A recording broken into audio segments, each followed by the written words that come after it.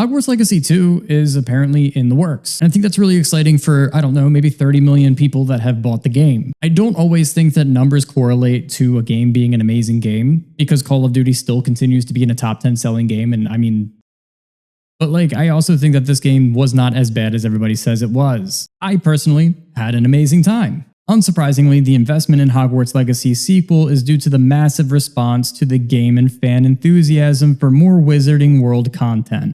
Haddad revealed that there has been coordination between storylines of Hogwarts Legacy 2 and the up-and-coming Harry Potter HBO series. This is only like a week after we heard that there's going to be DLC coming for this game. We're now getting news that there's also going to be a sequel coming relatively soon. And apparently it's going to be correlating with the hbomax reboot, which is the TV series that HBO is doing. That's going to be within like the same timeline and everything that Harry Potter was in, but almost like retelling it as if like the books were from like a longer perspective. Apparently the movies weren't able to capture some things that were very detailed and some things that they really wanted to elaborate and expand on, which from my understanding is what the HBO Max TV series is going to be doing. And apparently Hogwarts Legacy 2 is going to be correlating directly with whatever they're showing. How they go about that, I really don't know. They could do it extremely tastefully, or it could be an abomination, and I mean that for both the HBO TV series and the new game coming up. Because I mean, Hogwarts Legacy 1 did not follow any type of like code. It was its own thing.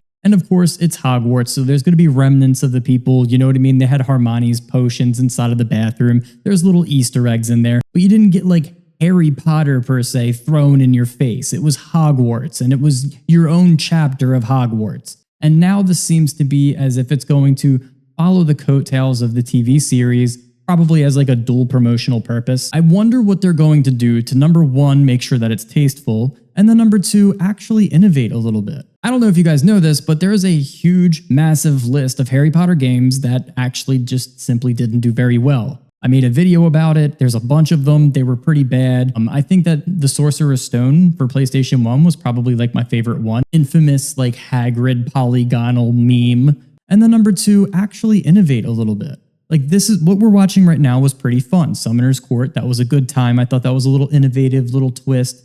It felt very Harry Potter-esque. It felt like it was magic. It felt like it fit into the culture of Hogwarts. But like to the next degree, this is number two, right? The sequel. You got to set the new precedent. Because the worst thing that you can do is show a lack of innovation, almost like cookie cutter the other game, and then just put Harry Potter and Hermione and all of the other like beloved characters into it and just say, okay, where's my paycheck? I think that sets a bad precedent for the games going forward, and the third one is just going to feel like the first one, and the fourth one is just going to feel like the second one. I made a Call of Duty joke earlier. I don't want this to be like the Call of Duty of the Harry Potter universe and just have this smashed into the ground. And I do feel like there's a lot of games out there, and I'm going to use Star Wars Outlaws as my usual punching bag because they used an IP of a huge popular franchise and thought that they could just get away with skinning a dysfunctional open world from Ubisoft, rehiring new creative directors to try to fix a game that's probably going to be on Black Friday sale anyway. And by no means do I think Hogwarts Legacy was like a super innovative, amazing, like over the top, like Elden Ring style, amazing game. But at the same time, it did its job. It served a purpose. 30 million people bought it. It's mostly positively reviewed. What is my checklist that nobody asked me? I'm going to tell you what my checklist that nobody asked me. Number one, make introductions to major characters that I loved in my childhood like a really big deal.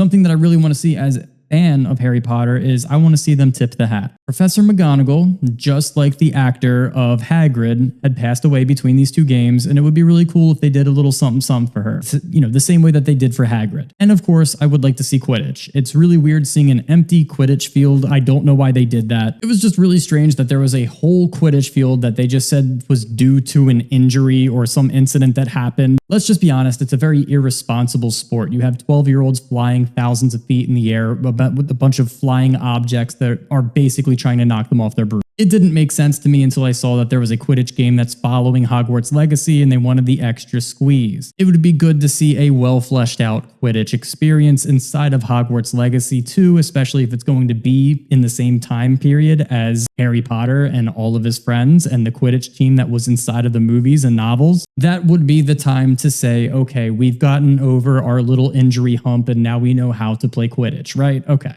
And I did have some comments that were asking about live service. If anything, I would hope that they expend those resources to make some type of like multiplayer experience, because I really would like to have more time of like adventures and time with my classmates to do more group setting things, because doing a Harry Potter solo run with a solo character in the same era that the trio were getting into all kinds of trouble. Now, it has been a long time, but at one point there was a job listing for someone that had MMO experience. It was for a WB and Avalanche game, and there's no other WB Avalanche games that are in production and that I know of. I wouldn't get my hopes up for multiplayer. I would assume that that job listing was filled and probably made for Hogwarts Legacy 2. And if that were the case, I would love to see something like an Elden Ring style co-op. I tag you in and you help me out, or just have a friend that I can explore the castle and do certain things, maybe farm some materials or do something with. Because at the end of the day, I feel like the Hogwarts experience was not, as we're seeing right now, walking around by yourself. It was doing hood rat stuff with my friends. But that's the news, that's the feedback, that's how I digest it, and that's what I'm giving back to you guys. I feel like these are some of my just like my raw thoughts on the ideas about what Hogwarts Legacy 2 could possibly be.